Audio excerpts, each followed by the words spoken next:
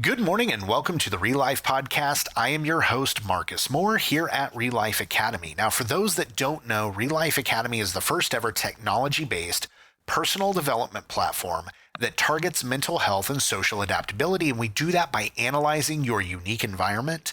And then we engage you with personalized course content and coaches that build on those areas of opportunity, all with the goal of developing a better you along the way. Now, you can find out more by visiting reallifeacademy.com today. And before we jump down the rabbit hole, I want you to keep in mind that today we're going to be following up with our Universe 25 discussion from about 3 weeks back. And I think it's extremely important for us to understand the impact to not only our perception of society, but also in the way that society works to engage us and ultimately the limitations we place on ourselves and others in that process as it relates to therapy options. Now, I've been told by my current and my former colleagues that going down this path and going against the grain is a great way to stir the pot, but it provides very little in terms of change. So people are perfectly fine living in a world that's reliable, homogeneous, and concrete. We're biologically built, right, to thrive in that sort of environment. But today, we're going to break that up a little bit. And we're going to discuss what's going on in the world of psychotherapy and where those areas of opportunity are so that we can build a better future for everyone. So I started psychology. Let's talk about why I started this. So I started psychology because I wanted the truth. However, what I ultimately ended up with was just this huge pile of correlated ideas on how we operate that are kind of loosely held together with this anecdotal data, self-reported data, based on poorly structured questions, in my opinion. So in the past 20 years, I've spoken with hundreds of people who were forced to undergo chemical sedation since as early as the age of 3. Now, if you've been listening for any length of time, you know that during this period of life, these children are going through a process of dendritic pruning, which very much shapes the way they process information for the rest of their lives. And that process is being chemically altered and it's being rerouted artificially. Why does that matter? Well, the job of a professional psychotherapist is to quantify experiences and then extrapolate those and the inference of that data across their clients.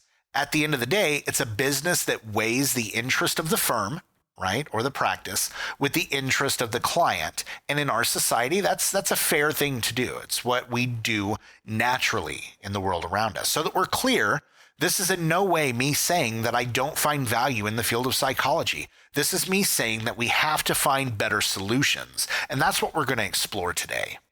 You see, we have to understand that people cannot be uniformly compartmentalized and still retain their individuality, right? We want people to be homogenous. We want them to be predictable. There's no room really for creativity and complexity in the world of psychology. And honestly, we're better than that. Humans are complex creatures capable of incredible change, but pumping clients full of chemicals to keep them sedated or to keep them attentive is not fixing the issue. What it's actually doing is it's perpetuating this archaic notion that humans are monsters that need to be tamed. And while that may be true for murderers or people on the fringes of society, it doesn't paint an honest demographic of people experiencing environmental or cognitive challenges. For those of you operating within the field of psychology, regardless of the subset that you're practicing, right, I want you to take the crutch out of the equation. Every single one of you, take the crutch out of the equation, and you tell me what you believe your success rate would be with your general list of clients in the absence of medication. So that we're clear, I'm not referring to clients who suffer from debilitating SMI, severe psychosis, or the ones who engage in SIB, self-interest behavior. I'm talking about your 95%. I'm talking about your clients who have been diagnosed with generalized anxiety disorder and your knee-jerk reaction was to pump them full of benzodiazepines.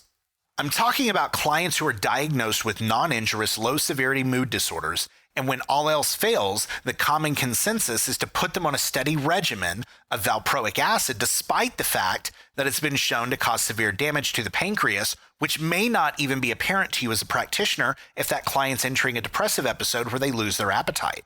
So you may be thinking to yourself, the causation is directly linked to the depressive episode, when in reality, that client may be having a side effect of the medication.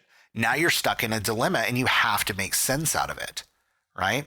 Now, I understand this doesn't apply to every practitioner in the field of psychology, but it's been a consistent issue since we began using medication to treat these generic anomalies. So the question then becomes, how do we treat SMI without medication? And unfortunately, I don't have the answer.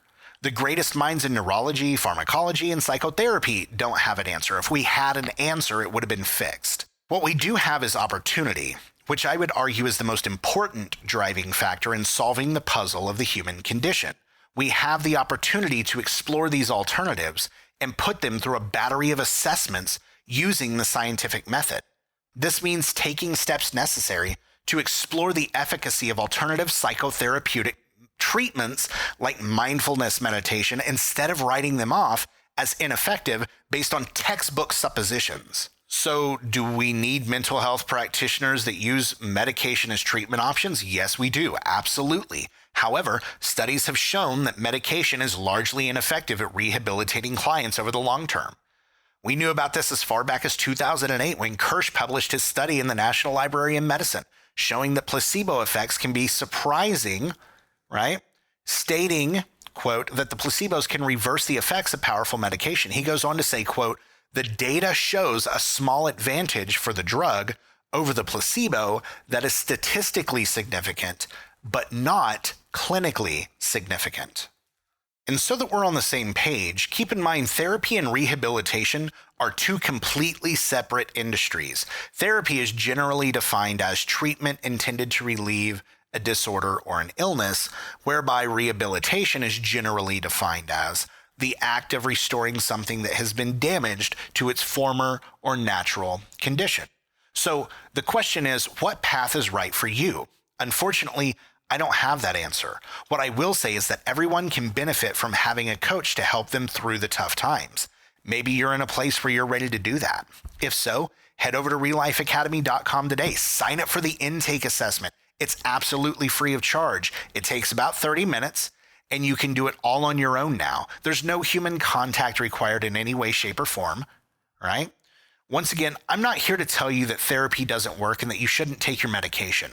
I am, however, here to tell you that you have control over your treatment options. So long as you have agency over your choices as an adult, you can choose supplemental coaching and personal development alongside your current treatment. You can choose to meditate. You can choose behavioral conditioning. You can choose intermittent reinforcement. You can track your progress each and every day. Listen, you are capable of incredible change, but like I say every single episode, it needs to begin with you. There's no magic pill, guys. There's no perfect quote that's going to give you that eureka moment. We are all working to find the answer, but it takes each of us working together to accomplish that. So with that being said, I want to go ahead and bring this to a close and just let you know that I appreciate you. And thank you so much for joining me today for the Real Life Podcast. My name's Marcus, here with Real Life Academy. Hit me up on LinkedIn, message me on Facebook, wherever you can find me. I'll be glad to talk with you about any type of options that we have and to explore all the different services that we offer. Until next time, have a great day.